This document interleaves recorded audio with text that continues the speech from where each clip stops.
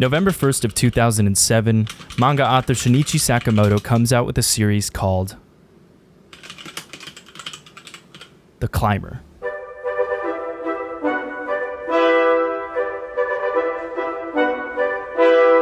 The Climber is a very strange manga that was based on a very strange guy who in the 1930s was referred to as the Immortal Mountaineer. Alpinists at the time were convinced he was invincible. Alpinists themselves are already insane people. It's a hobby where, just for funsies, people will go in groups, put on shoes with spikes on the bottom that are called crampons, carry what is literally an entire apartment on their back, and climb up a mountain often attached to one another via an extremely long piece of rope. You know, to slightly prevent the odds of dying. Its appeal, I think, comes from the fact that you are engaging in the ultimate form of like 5 different hobbies. You are hiking, rock climbing, camping, land scuba diving, and pursuing a PhD in snow hydrology. Each day, each step, you are literally dealing with about 1 million different factors that are constantly changing, constantly increasing the chances of you one day becoming rest in peace, John.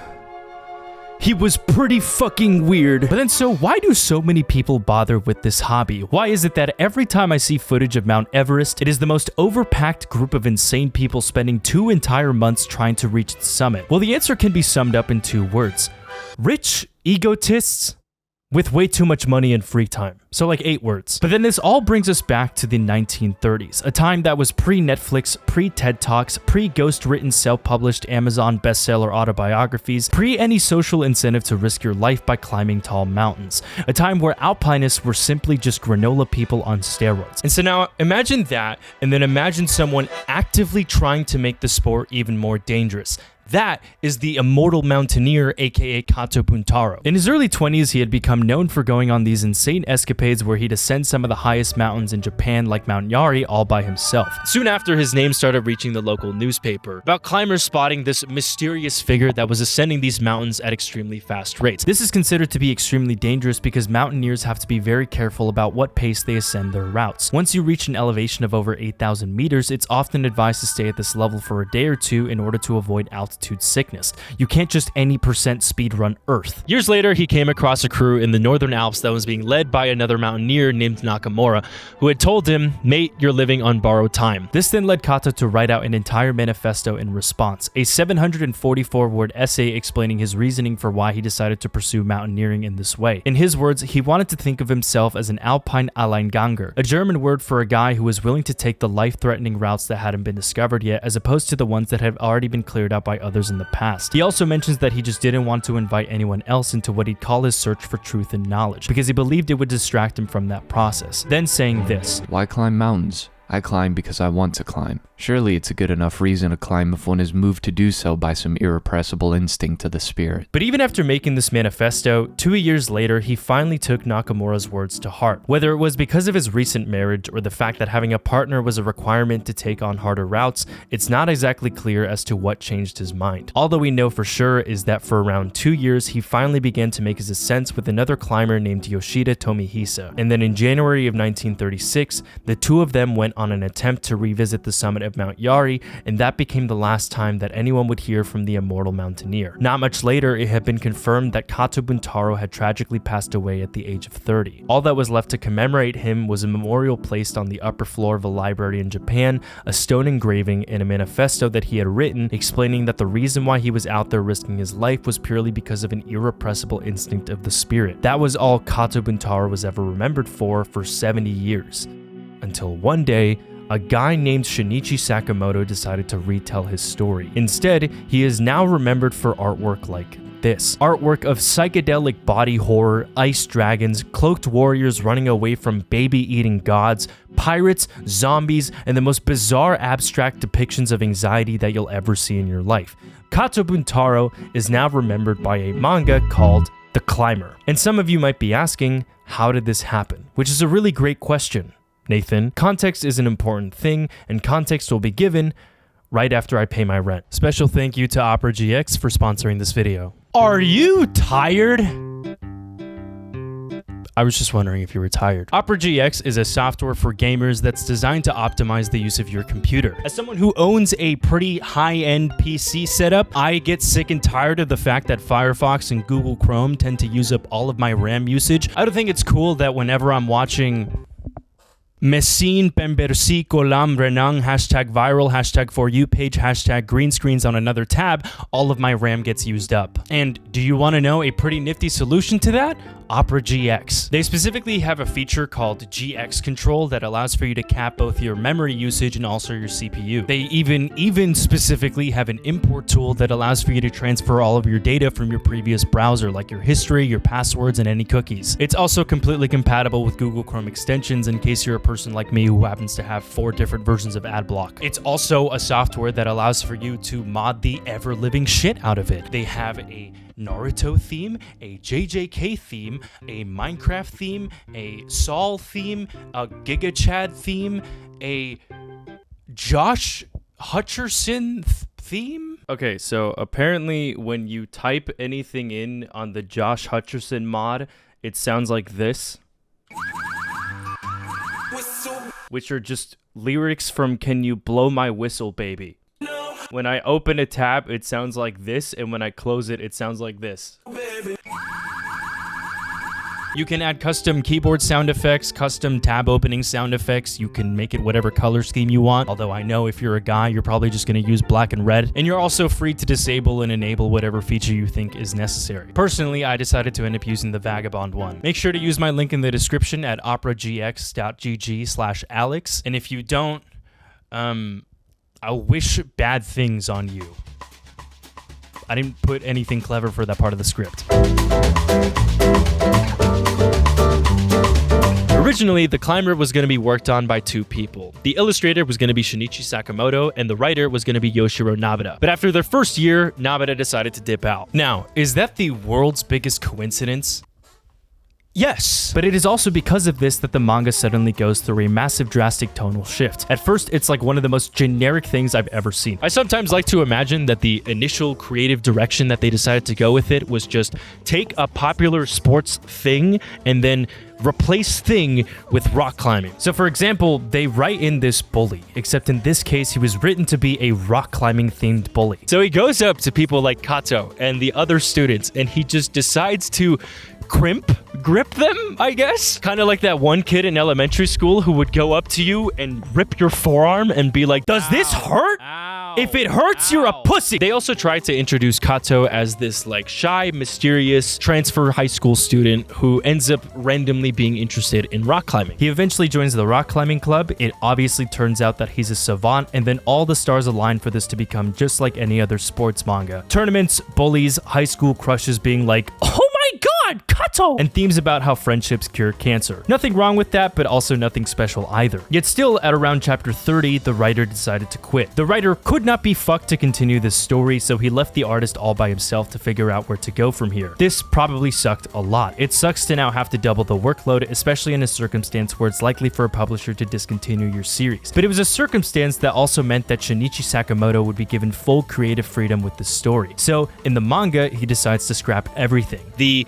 coach and the rock climbing club go on this field trip, and the coach gets fucking mutilated by a boulder, and then the club just ends. The high school just shuts down the program, and then Sakamoto had the story take place in an entirely new timeline where Kato is now an adult with a job. And it's here where it's evident that he made 2 significant changes in its creative direction. One, he did not want this to be another high school sports manga. He wanted this to be a story about the real Kato Buntaro, a lens through which he would try to make sense out of what he meant by this manifesto. Why did he climb mountains? Why did he climb them alone in a way that exponentially risked his life? Why couldn't he have just gone the normal route, eventually getting a chance to be a part of or even just witness humanity one day reach the summit of Everest in K2? The second change was that he completely decided to change its artistic approach. Rather than only ever trying to make his work seem realistic, he instead decides to depict the experience of rock climbing through visual metaphors. For example, when there's an avalanche, the next panel will show a building collapsing. Sexual experiences get drawn through psychedelic body horror. Mountain climbing gets expressed through these allegories of pirate ships moving through a storm, the survival of a zombie apocalypse, or a cloaked warrior being chased by God. Most notably though, Kato's own internal conflicts get shown through pieces like this. His feelings being split in 2, his mind and body fighting against itself, his intuition moving towards opposite directions. And not just that,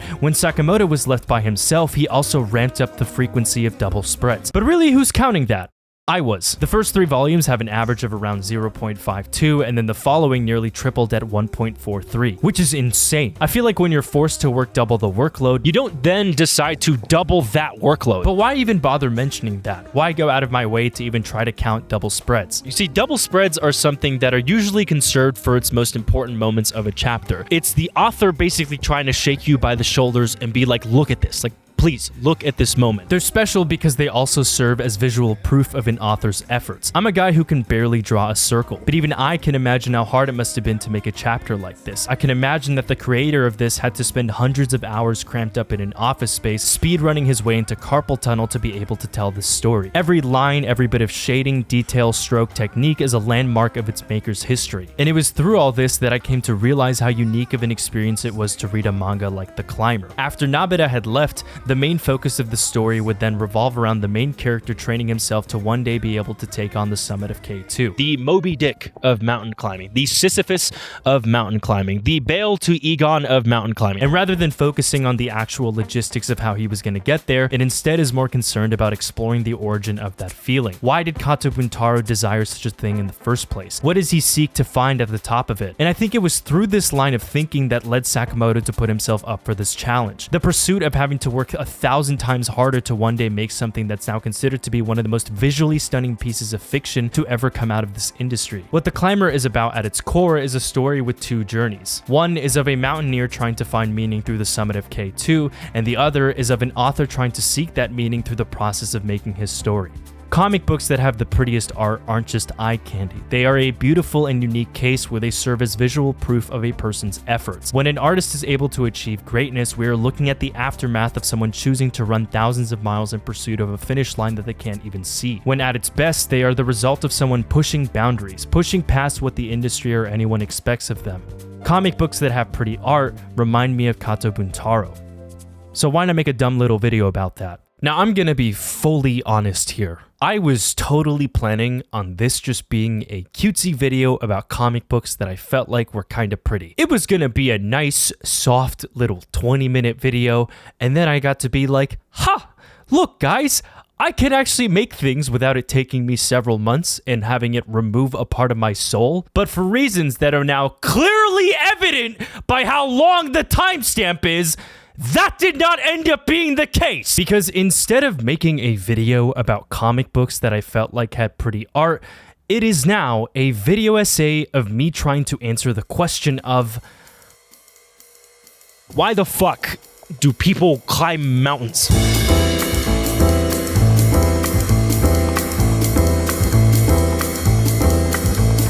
The year is 1987. Comic books looked like this, and somewhere out there was an artist who had become obsessed with the works that were coming from this industry. Out there was an artist who was the nerdiest of nerds for superheroes, not just in the way that they looked or how they had cool powers, but in the way that they embodied the virtues that we can see in ourselves, in the same lens that we viewed the Greek gods. This artist was also at the time inspired by painters. He was raised by a mother who was a professional illustrator and had spent most of his childhood attempting to recreate the works of George Perez and Bertie Wrightson. But in art school, he was shown quite the opposite. He loved to study the works of Andrew Loomis, Norman Rockwell, who, fun fact, is actually the original artist of this, and Salvador Dali, who had a knack for creating fiction through the lens of hyperrealism. The problem was that this artist wanted to find meaning through works like this, but wanted to make comic books. But comic books looked like this. They were made in pen and ink, were done quickly, efficiently. This then led this artist to come up with a profound solution.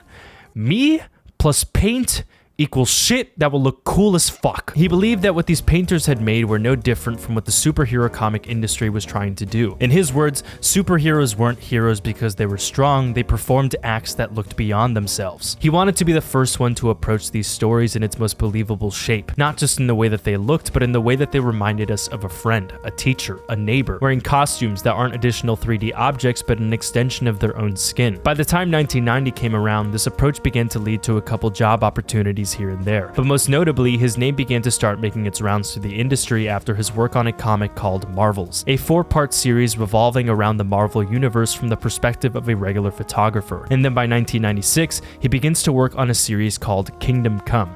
Now, I don't often like to claim this, but I've become convinced that this artist is one of the few people on this earth that was literally born to do what they do.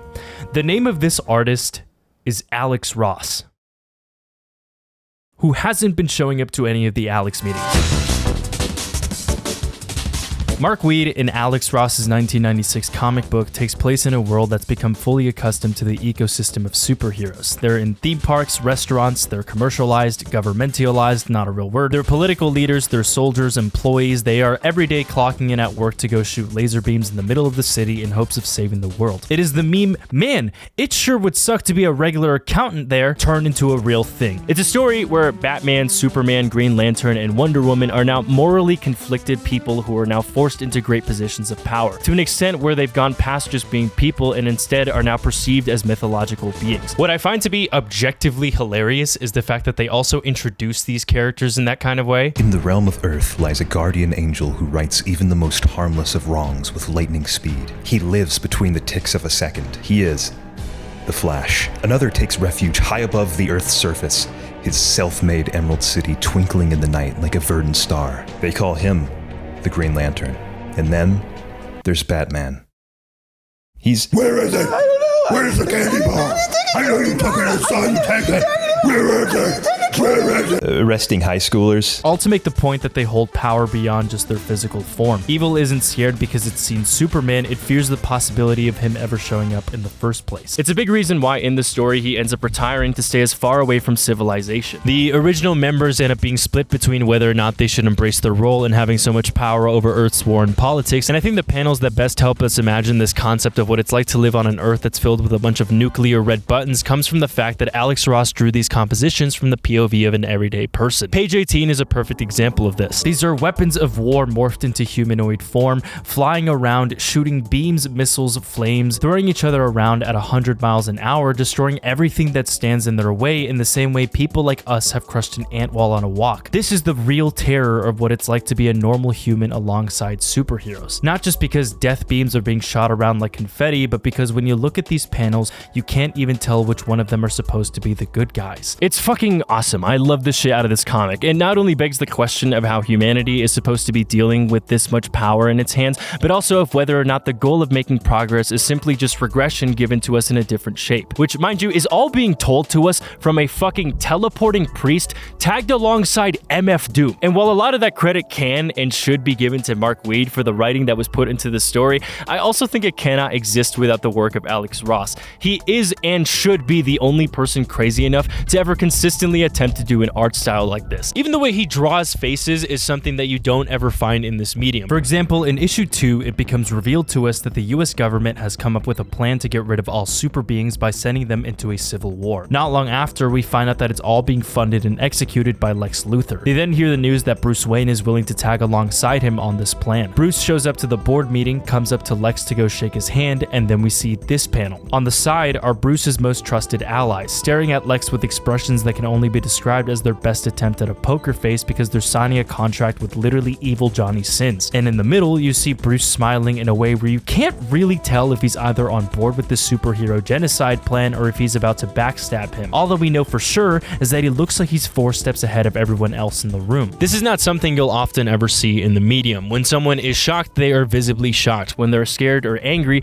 the artist makes it very clear that they're scared or angry, either because the pages are too small or readers will read them too fast to even notice. But when it comes to Alex Ross, it's not just cinematic in the way that it looks, but also in the way that you have to read in between the lines. They're saying something, but the story requires you to look closely to try and understand what they mean by it. This is the case because Ross often uses reference photos for both the layout of his pages as well as the character designs. The teleporting priest was based on his dad, and he had his friend come over to wear shitty, cheap, undersized costumes to pose for Shazam. I also found out that he'll just do poses himself sometimes, which led me to coming across this Polaroid, which for someone like him should tell you everything you need to know. Look at the way he even draws reflections on the armor of Iron Man. No, seriously, look at it. He makes it so that the light bouncing off of it warps into different shapes based on the people around him. Tell me that's not physical insanity. No one is asking him to do that. The guy has an entire channel on YouTube where he'll go into detail about some of the behind the scenes process for each character design. In one of them, he goes on about Shazam and Captain Marvel purely to then spend 20 minutes both flexing and explaining his knowledge of the entire history of the character. I've kind of always been of the opinion that the greatest people in anything are always the ones that happen to be the biggest fans. And in this case, so many writers from the industry have noted the amount of times they've gotten into arguments and actuallys with Alex Ross. He grew up being and still is a huge comic book nerd. He has an entire museum at his home. He has the original artwork of his favorite artist framed up in a hallway, all to be mentioned as proof that it's work being done by someone who genuinely cares about their craft. Like, he really fucking cares. When working on Kingdom Come, he was only 25 years old when he reached out to Mark Waid on this project. He wanted to depict heroes in a way that felt like it was as close as possible to people that we knew, and both of them agreed to take on this project with the approach that they wanted to depict superheroes in the most what if they were actually real way possible. Except for Superman bun, Waid has recently come out in an interview to say that we should all just delete that from our memories. That was apparently DC's ideas, not theirs. Wait, except for the mullet. Other than that, the one note we had to take that we didn't want to take was the absolute insistence on DC's part that when Superman is shown back in the day of Magog, that he wear his hair in a mullet because he was wearing his hair in a mullet in the comics at the time. We all knew this was a terrible idea. But I think for a story that so heavily needs us to understand its theme, how weak and fragile humans are in comparison to the power that they have, I think the strides made for this aesthetic needed to be there. To Alex Ross, what was most important about this comic was its verisimilitude. In an upcoming documentary that's being made on the whole process for how Alex Ross managed to make this comic book, there's a part where he literally said this. I know it meant a lot to him to see that where we were going with this thing, he got a sense, an epiphany himself of like, there's going to be a lot of attention towards this, and there's going to be something of this that will be with us for years to come. So it would weigh on us the way it would be perceived for all time to come. But I always had this sense of like, oh, when people see this thing, they're going to be reading it for years and years to come. So I had this, very self-absorbed sort of sense that like, oh, I'm making a legend right now. That's the most badass shit I've ever heard in my life. I don't know what else to say. The thing I want to make clear though is that realism isn't the only thing I want to go for here. Just because a thing looks close to the real thing doesn't make it impressive if it's not being used for any purpose. In fact, I so strongly feel that way that I decided to then beg the question of what would happen if we were to go down the complete opposite route. What if you were to go down as unrealismistic as humanly possible? More specifically, what if you were to make a comic book from the point of view of someone who can't properly perceive reality at all? Not just emotionally, but from a chemical imbalance in their brain.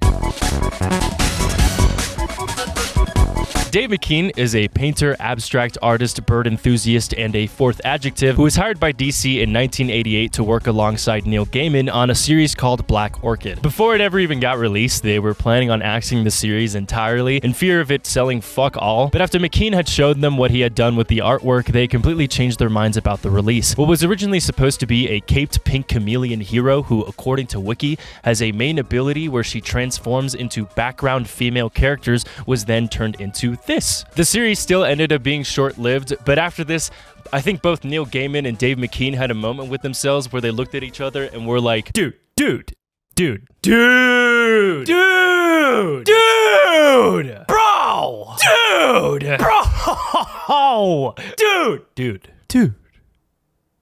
you need to get hired. The Arkham Asylum comic starts off with the diary entries of a man named Amadeus Arkham, the founder of the Arkham Asylum, which is a psychiatric hospital meant to rehabilitate the villains of Gotham. The first entry talks about his reasoning for wanting to open up the facility in the first place. He was raised by a schizophrenic mother, and after her death, decided to pursue a career in psychiatry. At Gotham, he was assigned to work with patients suffering from extreme mental illnesses, which one day led to him meeting a patient named Martin Mad Dog Hawkins. This didn't last long, as he would end up going missing. For a while, things had gone quiet until eventually the news had gone out that he was on a murdering spree in Gotham. The police told Amadeus to stay low since their relationship implied that his family might be in danger as well. Amadeus, too busy with his own career, decided to ignore this advice. And then one night, he came home to find the corpse of his wife and daughter laying on the ground, now added along to one of the dozens of Mad Dog's victims. The police arrested him that same night. A jury declares him medically insane and decides that he should be sent back to a psychiatric hospital, the only one available in Gotham being the location that Amadeus works at. For 6 months,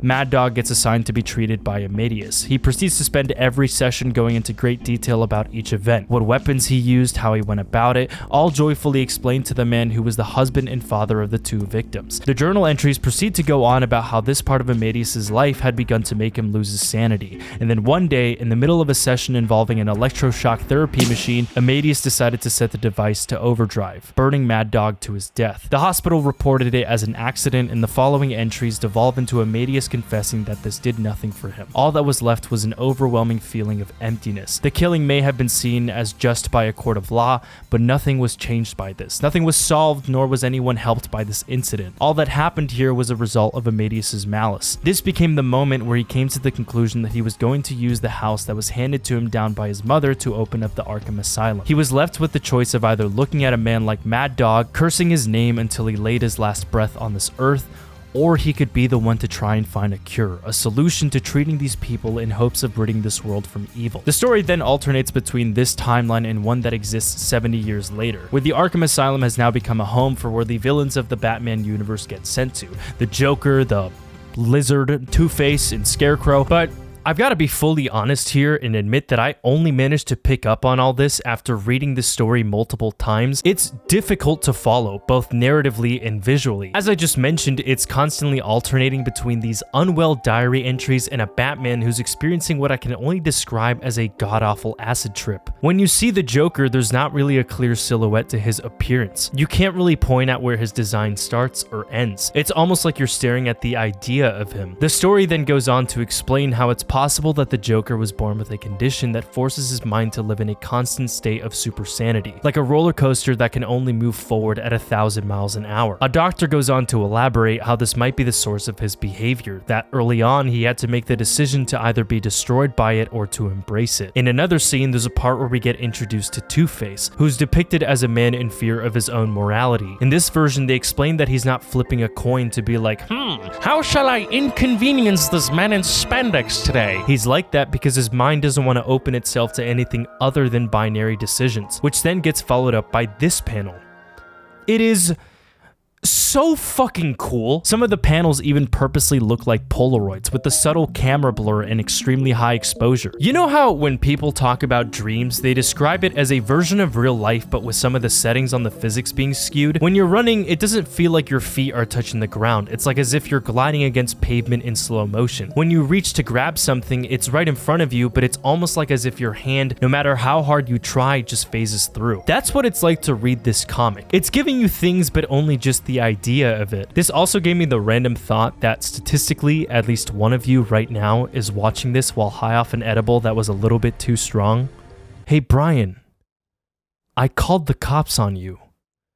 Run. What the comic is trying to show is how malleable physical things can be based on how we perceive them. There is no objective version of reality because really it just comes down to how we store that information. This is the reason why the story then puts into question on if Batman is really the good guy or if he's made himself believe that. Dave McKean going into this project didn't think so. The only thing was that I really didn't believe in Batman as a man dressed up in a suit at the end of the day. I was even hoping to take it as far as doing the whole thing like a big sort of theatrical production and having everybody wear masks, and the Joker would just be a mask, suspended mask, and Two-Face would have two masks. But it came back a little bit from there. It actually turns out that this loose, hazy, dreamy art style would go on to become the source of a lot of conflict between Dave McKean, his writer, the editors, and pretty much anyone else involved in the creative process of making this comic. And the reason for that was because each party involved had a completely different vision as to what this story was supposed to be. Morrison wanted for there to be themes, but for them to have clarity, while McKean, on the other hand, couldn't be fucked. He strongly felt that a story like this didn't deserve the cookie-cutter treatment that everyone around them had expected. Also, by the end of it, I'd really begun to think that this whole thing about 4-color comics with very, very overpainted, lavish illustrations in every panel just didn't work. It hampers the storytelling. It does everything wrong. It's very difficult to have any enthusiasm about it after that. He, like Alex Ross, was fully aware of what this industry wanted from him, but just didn't care to listen. Apparently, the original draft of the Joker was even supposed to consist of him wearing black lingerie as a parody of Madonna, but when they submitted their early drafts to editors and other people in the industry, they all called it uber pretentious dog shit. And I'm obsessed with the fact that what we are reading is the byproduct of that conflict. We are looking at the most perfect coincidence ever of two creative geniuses fighting over what a story about insanity is supposed to be. And regardless of constant input to change things,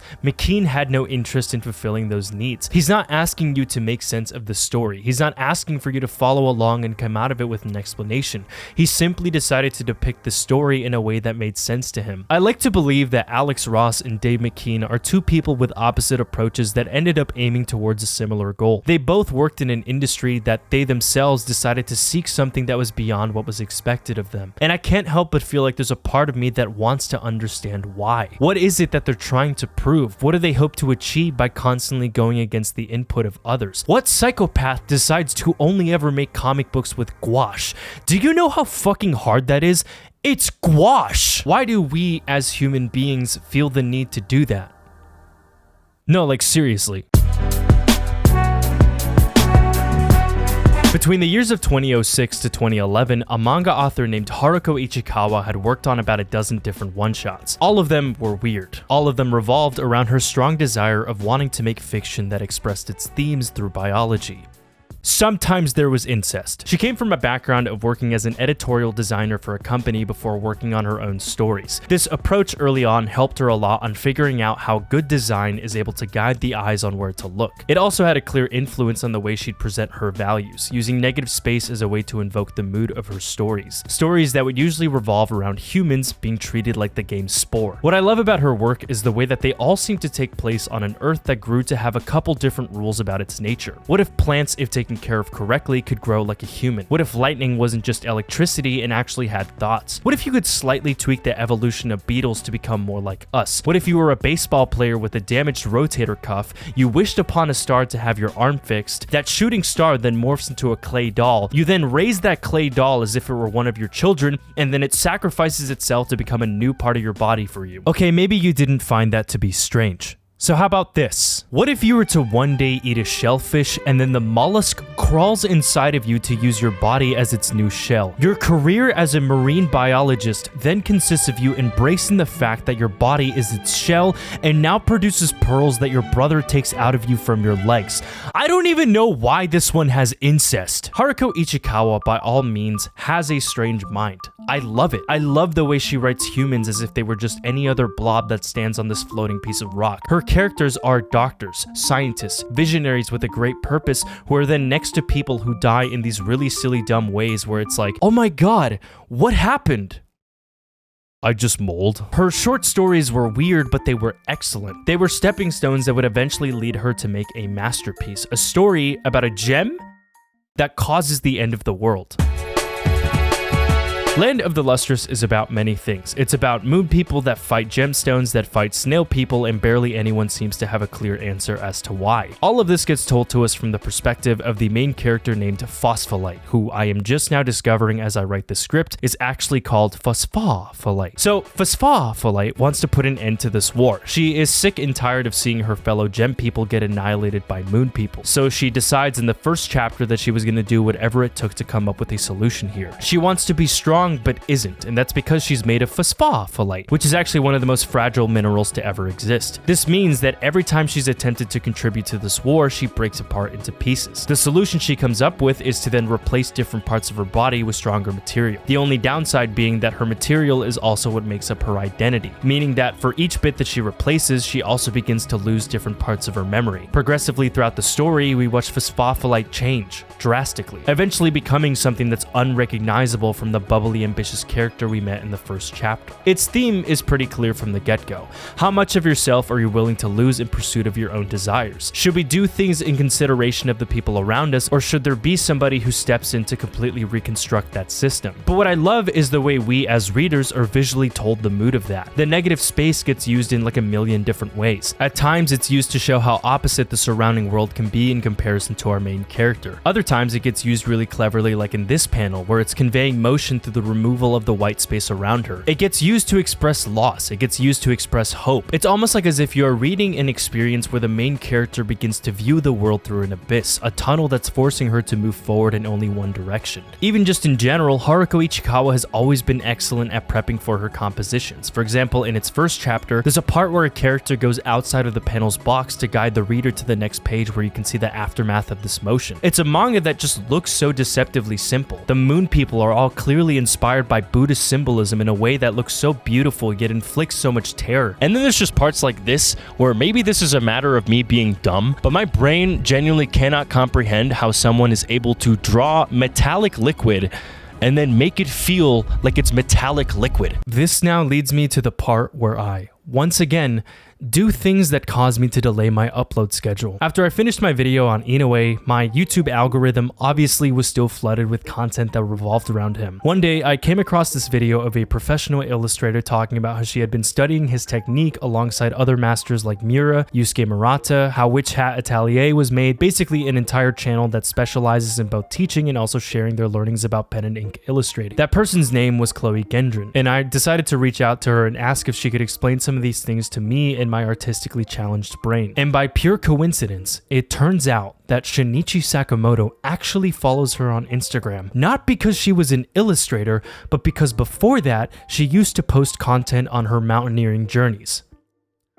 Fucking what? Anywho, I asked her about Land of the Lustrous, as well as one other series that hasn't been mentioned yet, and this was her response. I mean, obviously, there's a lot of like negative space, so it's like emphasizing the parts that look bright to someone like me. But is there something that I'm not noticing here? No, it's just genius. Like, it's just, yeah. It's just good to know. Yeah. Even if you tried to copy it, like it might still not turn out that way. Like, might? Yeah. You think if I as if I thought there was a chance? I never thought there was a chance anyways. So yeah, I guess that answers that.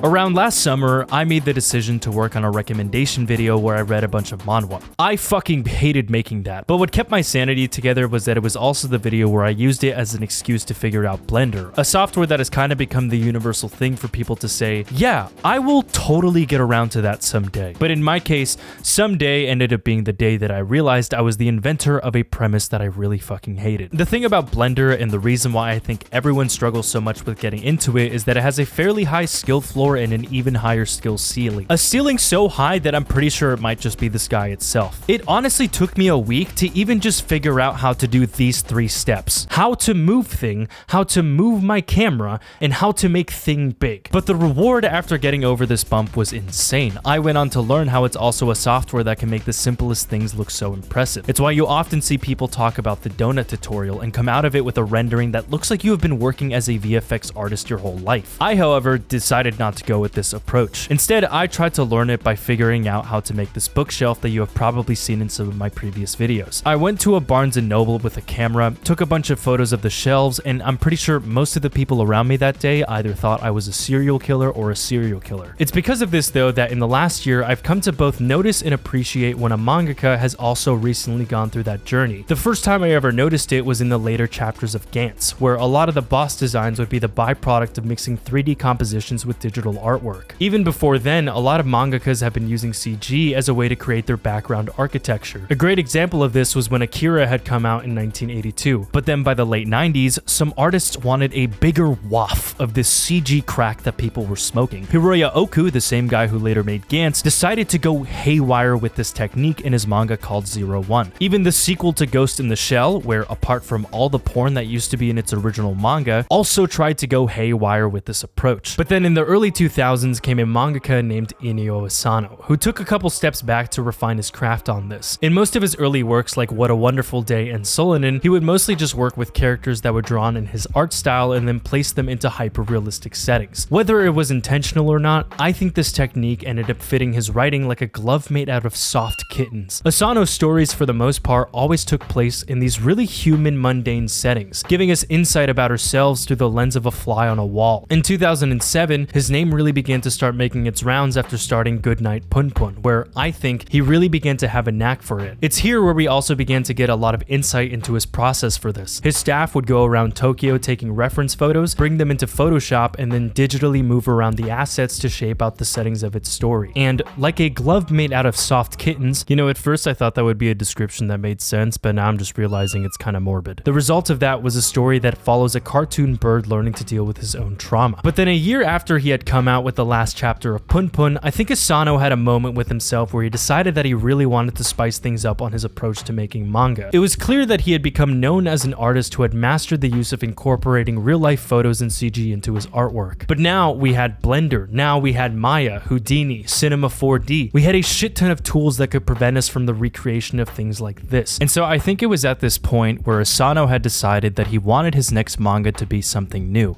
specifically aliens. Dead Demons DeDeDeDestruction is about two girls experiencing very normal things when you're about to graduate from high school. You don't know what you intend to do with your life. You're scared about going away from home. You feel confused about your sexuality, but most importantly, you're underneath a UFO that could nuke your home. And the first thing that became the main difference in how Asano made this manga was that it was his first story where the CG was going to be a main character. There were going to be aliens, war machines, time travel dream sequences, and a giant massive UFO. There were also at times scenes that wouldn't have been possible to make in person due to legal issues. For example, in this courtroom, the staff decided to recreate it in a 3D software to be able to have its characters move around it. In that same interview, there's a part where he mentions that if he were to make a page like this by hand, it would usually take him about a day. But now that they've really begun to make use of the innovation of CG, it now takes them a week.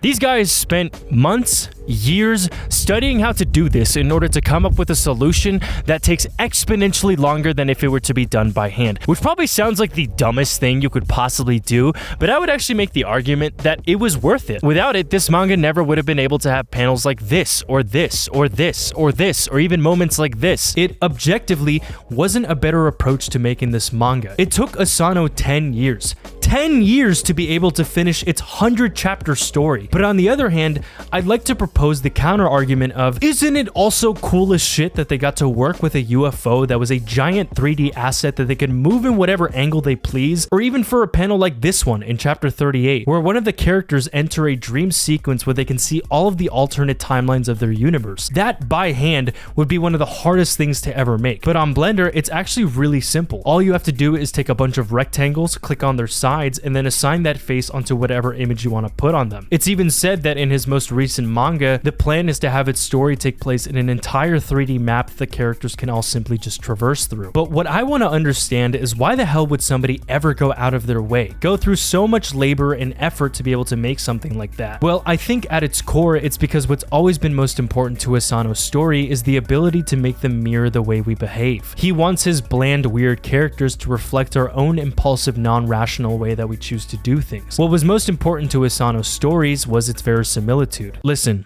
that's the second time I've used that word now.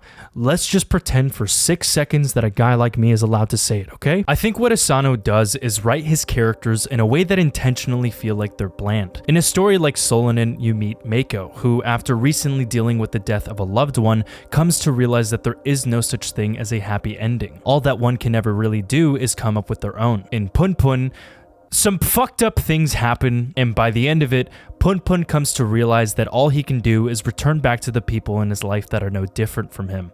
Deeply flawed, hurt, complicated, unreasonable, inconsiderate human beings who can only say that they're trying their best to try their best. Some days you can't get out of bed, and that's okay. It's a big reason why on World Mental Health Day, Viz Media actually decided to dedicate a poster board of kind letters he received from readers around the world, who wanted to tell him that his stories made life feel just a little bit easier. I think the reason why Asano was always so obsessed with taking the strides that would lead him to make the most realistic results was because he wanted us to be able to look at ourselves in full 4K ray tracing settings. I think it's him saying, hey, this is you. It's not perfect, deeply fucked up in many ways, if anything, but that's fine because at the end of the day, it's you. That is what verisimilitude means. Sorry. Now, I cannot make a video about comic books that have beautiful art without mentioning one last author. I wouldn't say they fit into the category of being the most aesthetically pleasing, nor the most realistic, nor the most abstract or pretty, or the one that reinvented the wheel, but it is the most important one. I cannot possibly ever make a video like this without talking about the work of the late Kentaro Miura.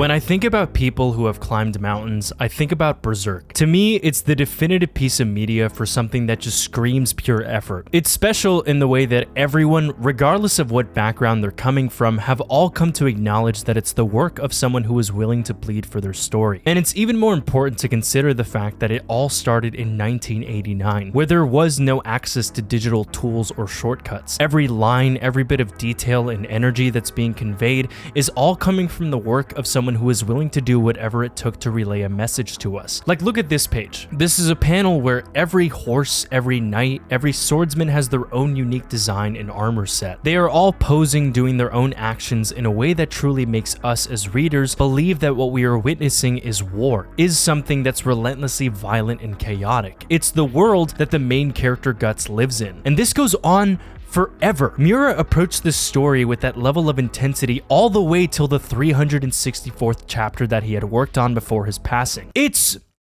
pretty. But I think what surprised me the most when revisiting this manga again was the way, even when he was so young and early into his career, he was able to have so much confidence in his ability to make us sit with certain moments. Here's what I mean as an example. Early on, there's a part where Griffith and Guts have a fight against an enormous beast named Zod. In the middle of it, Griffith goes in to save Guts, but ends up coming out of it severely injured. Zod escapes, and the Band of the Hawk immediately try to get him to be medically examined. After this, Guts comes back to go check on him, but is stopped by Casca, who believes that he was responsible for carelessly putting their leader in danger. Guts tries to play it off cool and walks in to go see him anyways, only for Casca to then punch him in the face. And what I love is that instead of making this a small moment where the story's like, Casca's mad, instead, Miura decided to follow this moment up with a panel of Guts looking shocked, pissed, then confused. He then notices Casca crying, calms himself down, walks away, tries to play it off cool, but is then clearly concerned about her well-being, realizing that he clearly made a mistake. And I'm obsessed with that. I'm obsessed with the fact that Miura is willing to dedicate multiple pages to these small interactions, conveying the idea that these are three people who deeply care about one another. But there's actually another small part in the early chapters that I found myself becoming obsessed with. For some context, at this point of the story, the Band of the Hawk reach a land called Midland, which is being ruled by some old with no heir to his throne. This leads Griffith to come up with the plan of having his mercenary group do all the work for him, hoping that this would one day lead him to be trusted, be able to wed the daughter of the king, and eventually be in a position to overthrow his kingdom. For even more context, Guts had begun to reach a point in his life where he was feeling unsure about the path that he was about to go on. To him, Griffith was a leader who inspired many. He was a symbol, a man who encouraged people to aim high and do whatever it took to achieve their goals. That, to someone like Guts, wasn't ever a thing that was taught to him. He's never been provided with enough room to breathe and think about something as crazy as a dream. Guts wanted to be more like Griffith, ambitious, unrelenting, someone who knew in which direction they wanted to go in life and fly as fast as possible to get there. And it's from both of these factors that eventually lead us to this one moment. There's a part where Griffith finds out that the king's general is actively trying to sabotage his plan. Julius, the general, wants his own son to be the future heir of the throne, so he hired somebody to make an attempt to assassinate Griffith. This obviously doesn't go to plan, and Griffith decides that he was going to pull an Uno reverse on the guy. He has a talk with Guts, tells him that he needs someone to do the dirty work for him, and in secret, do whatever it takes to get rid of this general. Guts, without any hesitation, accepts the mission. In the middle of the night, Guts sneaks into his home, charges straight for Julius, and kills him in one swing, left to bleed out on the floor. Everything goes according to plan until Guts comes to the realization that a shadowy figure off in the distance had just witnessed this entire thing go down. And before he could even think, he aims straight for this figure, thrusting his sword directly through their torso. And it's only then, after a few seconds, that he realizes this figure was Julius's son. Miura then decides to dedicate the next 8 pages to this very moment. First, we see him commit the attack out of anger. Then he realizes who it is. Then he becomes shocked. Then he freezes, watching as the thing that's being held on the other end of the sword is quickly becoming lifeless. Then he reaches out to give it a hand, and then the kid fucking dies. Do you know how crazy it is in manga terms to dedicate 8 entire pages to 1 second of a moment? Each chapter at the time was only 18 pages. Each chapter took up to 2 weeks to finish. That means multiple days of sitting in your office, drawing each and every single individual line for this one fucking moment. That is the equivalent of walking into a room full of people, farting, and then making sure to stay right where you are to the point that every single person smells it and knows that it's coming from you. That's ridiculous. That's how confident Miura was in his ability to create a certain moment and make us sit with it. Make it simmer, make us really spend some time to taste its fragrance. The actual reason as to why I wanted to interview a professional illustrator was to ask about the early works of Berserk. I wanted to get more of a hands-on experience as to what it would have taken for somebody to make artwork like this. So Miura's work generally, like, he kept this in essence. It's kind of like, have you ever journaled? Yeah, I still do. Yeah, like if you read back your journals from when you were a little kid, your values, like what you believe in, is probably still similar. Like your view of the world doesn't change that much from childhood. And I would say like early Guts, his artwork evolved. Like he learned how to do anatomy and perspective and refine the art fundamentals. But his general focus, which is like action, movement, rage, is there from the beginning. How does one produce energy? Like, what about it gives off that feeling? The line direction. So, like, his sword is going like diagonally, and if you look at the pattern of the line treatment, and we've got some cross contour lines going around the form. So, like in his armor, like the line work, the stroke movement is following the form, but it's dynamic. It's like he's drawing like. Mm-hmm. Like this, really fast and like sort of like thick to thin, where he's fading all the lines. He drew by hand for the longest time, so he rendered everything. Can I ask a dumber question?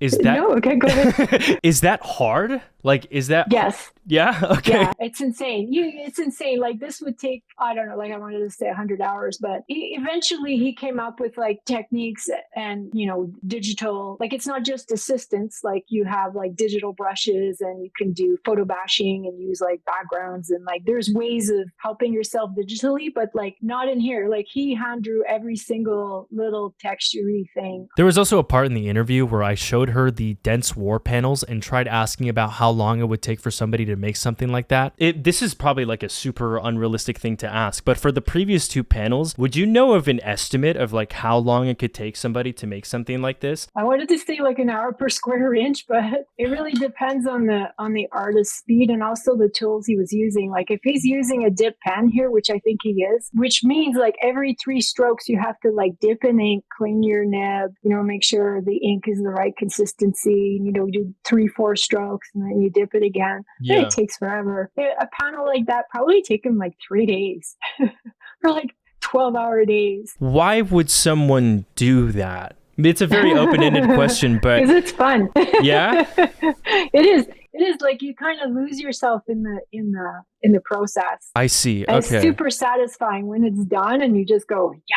Mind you, this is all purely just me asking vague questions and her just guessing. It's hard for any of us to ever know how much effort or time an author put into their manga. I also just want to give a special thanks to Chloe for taking the time to do all this. As someone who doesn't have any artistic experience, I really appreciated the fact that she was quite literally willing to respond to all of my really basic and dumb questions. I'll make sure to include all of her stuff in the description of the video, and I'll be posting the full interview on my second channel. But the part of that earlier clip that I wanted to mention was Chloe saying that it's also simply just fun to make art that looks like that. Berserk to me is one of those cases where I think it manages to create a feeling that you can't ever really replicate unless you are willing to sit down and give your art a piece of yourself. I think that thing is honesty. When I own volumes of a manga, the thing that I've really grown to love about them is the fact that I am looking at traces of history. It's just like Chloe said, it's like coming across your own own diary. You are seeing the evidence of a 23-year-old who was fueled by passion, and as you read along, you are also taking part in their growth. You see them change how they write and view people. You see how their perceptions of the world have changed, the way they've grown to forgive, the way they've struggled at times. I'm sure to a lot of you, what I'm saying right now might sound obvious, but to me, I think I've realized the importance of this even more with the passing of Kentaro Miura. While he might not be here with us anymore, I think what still exists out there is him when he was 23, when he was 30, when he was 40, when he had just started his career and was fueled by passion, and when he was making these lines after going on a hiatus. These pages mean a lot of things to a lot of people, but to me, what's most important is that they are proof of someone who a long time ago made the decision to go on a 1,000-mile long run. This now leads me to the part that I warned you guys about in the beginning. From here on out, it's gonna get pretty weird. If you just wanted a list of stuff to read that looks pretty, then here you go. If not, don't say I didn't warn you. Spoilers in this upcoming bit for The Climber, a Penguin documentary, and other stuff. In 1973, a 24-year-old mountaineer named Kato Yasuo was part of a 50-member Japanese team that was attempting to ascend Mount Everest. They failed to reach its summit, but were officially listed as the first in history to ever climb the mountain in a post-monsoon season. And for the sake of not confusing this Kato for the other one, I'm just gonna call the guy Yasuo. Yasuo would go on to summit Mount Everest 3 times. The third time was in 1982, where he went with a team of 8 and had reached the 4th camp in around 16 days. In the morning after, his plan was to go for a solo push to the summit, believing that the jet stream would remain calm for a short period. But once he had reached 8,100 meters, the winds were so strong that he wasn't even able to stand upright, so he decided to turn back. The second attempt was then done with a partner a few days later, and the two of them had reached around 8,800 meters before they decided to split up. One of them had become exhausted and was experiencing frostbite, so Yasuo went off on his own. By around 1:50 p.m., he made it to the south summit, and around 2 hours later, he had finally made it to the peak of Mount Everest. On the descent, the two of them realized that they had run out of oxygen and the winds were starting to pick up again. While they may have said over the radio to their teammates that they were confident they'd make it back, the actual circumstances were saying otherwise. And it wasn't until 5 months later that the Sherpas had found their bodies. Kato, just like Kato, passed away in his early 30s. In The Climber, Shinichi Sakamoto decided to honor this man's name in the last 3 chapters of his manga, but he made sure to do it in the weirdest way possible. The chapter was based on one of Yasuo's journal entries noting the time that he saw a species of birds that was somehow able to survive at the elevation of Everest. These birds were called Demoiselle cranes, who were known for migrating across the Himalayas by using the upstream of wind to shoot themselves up into the sky. The only main flaw in their bird aerodynamic strategy was that it would usually kill about half their flock, while the other half would go on about their journey. Sakamoto then alternates these bird facts with panels of a small naked baby climbing up the mountain alongside these birds. And then he says this: "The birds have no consciousness, they simply follow their instincts and aim upwards." Then he drew a panel of a monkey reaching for a fruit, a ladybug flying off a leaf, a bird leaving its nest, a fish flopping in the ocean, the sun dawning over the earth, and a panel of Kato Buntaro lifelessly climbing up a mountain.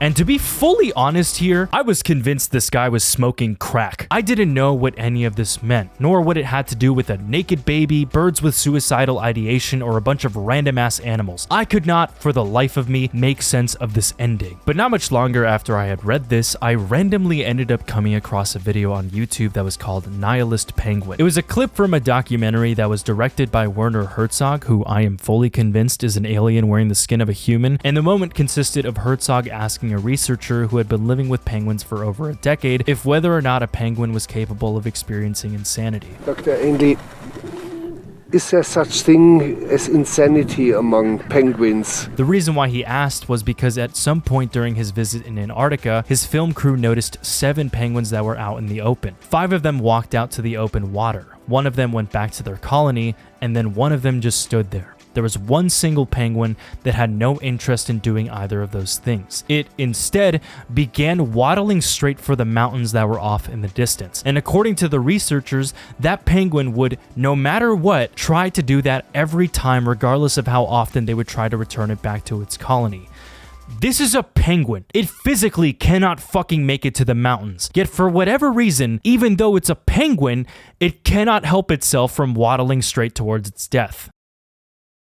Why the fuck does it do that? When I was 8, I learned how to play piano in the wrong way. My family had just moved over to the US, my dad worked with computers, and I really liked video games, which all led me to spending a lot of my childhood playing Flash games on Miniclip, Cool Math, Armor Games, and Newgrounds. At some point, I came across a song called Chaos Fantasy, and little me had become convinced that this was the coolest thing mankind had ever come up with in the 8 years that I had stood on this earth. I was so obsessed to a point where I tried to listen to every single remixed version of it, which eventually led me to coming across this piano cover. And I don't really know why, but somehow I think this video flipped a switch in me that made me want to do whatever it took to learn how to do that. I wanted to know how to make an instrument do cool sounding things. So my parents let me use my sister's old shitty keyboard, and I spent several weeks pressing different pieces of plastic in hopes of it eventually sounding like their piece of plastic. My parents were like, "You do realize that we could just sign you up for lessons, right?" And I said,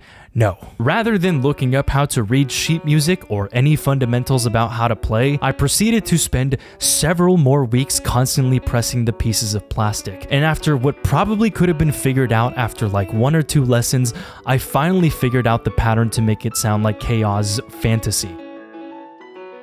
I ended up playing the piano that way for several years. When I was 14, I snuck into a half marathon because I felt like it. I had this one friend my freshman year of high school, and we had both known each other the year before because we both did cross country in middle school. Out of nowhere, he asked me if I'd be down to do a half marathon in San Francisco. And I did not know how long a half marathon was, so I just said, sure. He then found out that I was supposed to pay to get in, so instead he decided to print out a fake bib for me that would look like I was one of the people attending. Mind you, this was over the span of like a month, and it wasn't until the morning of, when his mom was driving us up to San Francisco at 4 in the morning, that I actually found out how long a half marathon was. And don't worry, I ran the race. I think I cried for the entire last half hour of it. Here's a picture of me, and you can clearly see that my bib was just a piece of paper, and one of the numbers literally was just the breast cancer logo drawn in Sharpie. Anyways, I think I've realized that what Sakamoto was trying to say with that ending of animals doing what animals usually do is that there's a part of us to our core that will always commit to making really extreme decisions purely because we just feel like it. I've always been under the impression that whenever anyone tries to reach a summit, they're hoping to get something out of it. Motivation, self-improvement, achievement, social points, whatever the fuck. Destination, journey, but I know for a fact that when it came to the case of me running or learning the piano, I purely just did those things for the sake of doing it. I was too young to ever even think about what self-improvement meant. As a matter of fact, I don't even know if I ever even really liked either of those things. And that line of reasoning never came up for these artists either. Not once throughout any of my research did they ever mention that they were doing it to prove everyone wrong, or to beat the guy at the top, or to revolutionize what the industry was capable of. They all just had an idea, did the job that would complete that idea, and the result turned out incredible. Alex Ross was fully aware of how ridiculously time-consuming it would be to try and tell stories in gouache. Dave McKean, regardless of the fact that he was biting the hands of both his writers and editors, refused to make the Arkham Asylum in any other art style. Asano, Ichikawa, and Miura all come from one of the most impossibly demanding industries ever. Mangakas already don't sleep, nor do they have wrists. Yet still, there's a part of them that cared so much for their stories that they were willing to make that process even harder. I think I came out of this video realizing that sometimes we tend to make what seems like a psychotic decision for the pure reason that we have the freedom to do so. There's a part in Kato Buntaro's manifesto where he said that one shouldn't need a reason to climb if moved to do so by some irrepressible instinct of the spirit. I think in this case, he's referring to that part of our soul that just needs a reminder every now and then that we're not stuck in a fucking box. Sometimes we just get bitten by bugs, and we have every right to act upon that because it's a right that was given to us in the same way that mountains were given the right to be there. I don't think it's a choice, it's our duty. It's us stretching our limbs and exercising the ability to walk towards whatever place we want. It's no different from a fish flopping in the ocean, a sun setting, a penguin waddling to its death, a guy painting in gouache, a solo alpinist, and an 8-year-old playing the piano. The reason why we climb mountains is because they were already there in the first place. A long time ago, they made the selfish decision to exist, and then sometime later, we did too. I think all that happened was that some of us just chose to do the rest of the job.